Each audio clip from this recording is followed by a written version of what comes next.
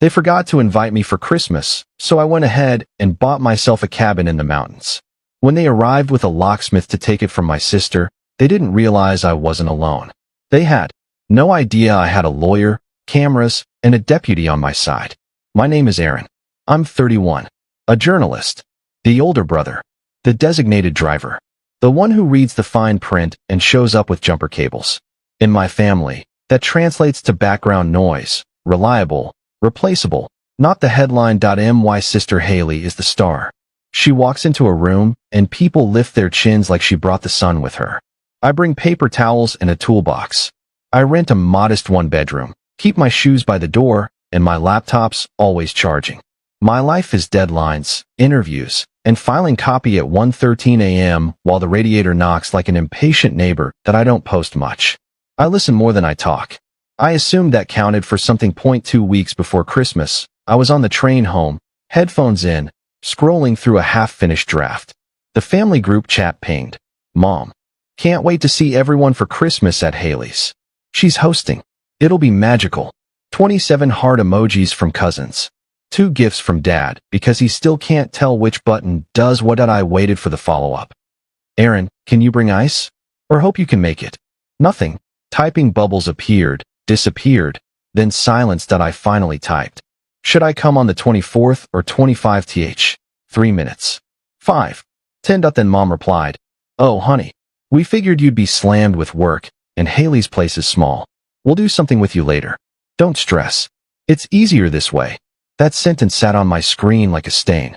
It's easier this way. I stared out the window, my reflection looking back like a tired twin. I tried to let it pass. Told myself it wasn't personal. Logistics. Just Mom being Mom. Then Haley texted privately. No hard feelings, big bro. My oven's tiny.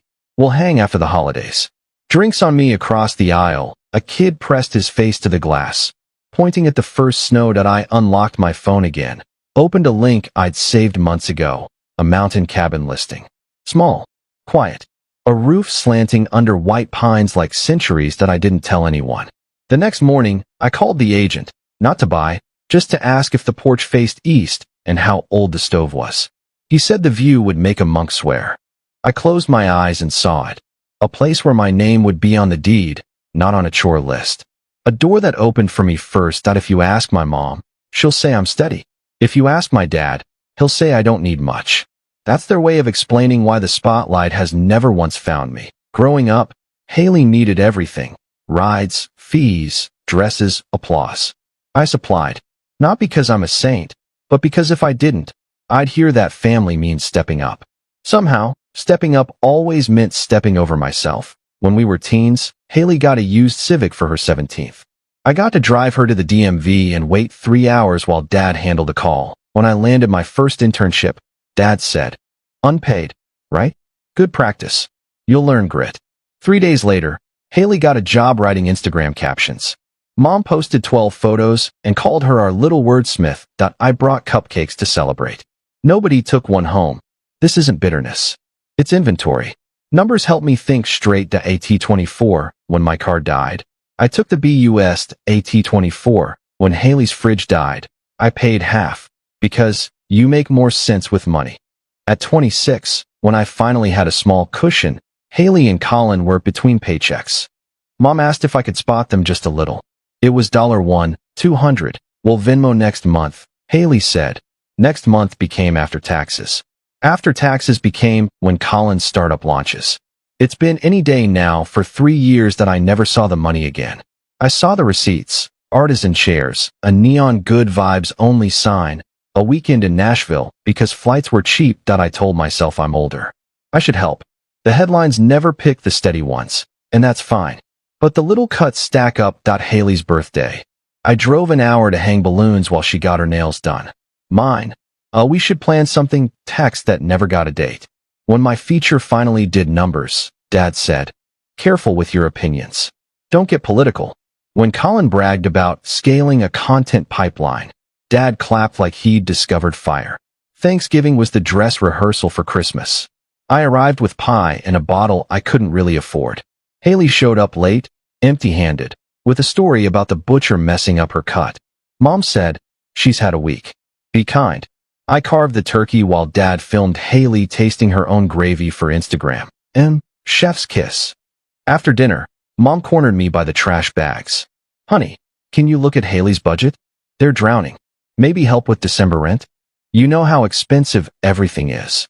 I said, Mom, I already helped with the fridge, and the Nashville trip, and the dog surgery, and when they forgot their wallet at brunch. She waved it off. You're smart with money. They're not.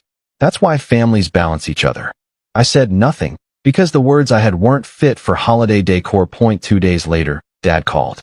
No hello. Haley says you sound intense. Don't take it out on her. She's carrying a lot. I asked, what am I carrying? He said, you're fine, Aaron. You're solid. You don't need much. That line again. You don't need much. As if needing less is a reason to be given nothing. I kept count. Not to throw it in their faces, to keep myself honest. $1, $200, $300, $75, $640.3 airport rides, 2 weekends of free dog sitting, 7 hours assembling a bed frame. While Colin researched growth hacks, Haley's tone around money started to shift. IT first, casual. You're the best, big bro. Then assumed. You've got it covered, right? Then entitled. You know we'll pay you back. The last time she said that, she added, you don't even notice $300. I noticed. Still, I did what I always do. I nodded. I told myself it would get better if I stayed calm. I try to be water. The problem with being water is that people keep mistaking you for AMOP. By the time that Christmas text came, I was already bruised from the small stuff. It's easier this way wasn't about chairs or oven space. That IT was about where I fit. On the margins, off the invite. Utility, not guest. So, I did the strangest thing I'd done in years. I looked for something that was mine. The cabin wasn't a whim. I'd been saving for years, cutting corners, taking extra assignments, watching the numbers like a hawk. The place was modest. 2 bedrooms, a pitched roof, a stubborn old stove that needed coaxing. The porch faced east. The nearest neighbor was half a mile of pines away. The agent warned me about snow drifts and a septic tank past its prime. I said, send me the inspection. I'll read every line. I drove up on a Tuesday. The road was salted, the sky a sheet of steel. I parked, stepped out, and the world went quiet except for the trees. I walked the perimeter like I was on a crime scene. Noted the hairline crack in the step, the draft by the kitchen window, the wax ring that should probably be replaced. Then I stood in the living room and watched flakes lean against the glass. I didn't picture my family there. I pictured my boots by that door. A desk by the window. A coffee maker burbling while a paragraph unspooled. A lock that turned for me, and only me. I signed. Had a lawyer friend look over the deed and write a simple no-guess clause while I was furnishing. Habit from a job where sources vanish and paper protects you. I installed a basic camera system. Nothing fancy. 2 angles. One on the drive, one on the porch. The deputy at the tiny mountain substation suggested a third for the back door. People love back doors, he said. I added it. I didn't tell Mom, that didn't tell Dad. Definitely didn't tell Haley. I wanted one clean thing. One quiet place. Christmas morning, my plan was simple. Pancakes, a long article I'd been putting off, and silence, not revenge. Not a statement. Just pancakes, snow, and the sound of my own name in a room that finally didn't feel empty. Christmas morning came soft and white. I brewed coffee on the cranky stove and watched steam blur the glass. My phone buzzed. Family chat photos from Haley's living room. Matching pajamas. A sign that said family always. Dad's thumb in the corner of every shot. One texted me directly. I took one photo. The cabin in its first real snow. A blue mug on the sill.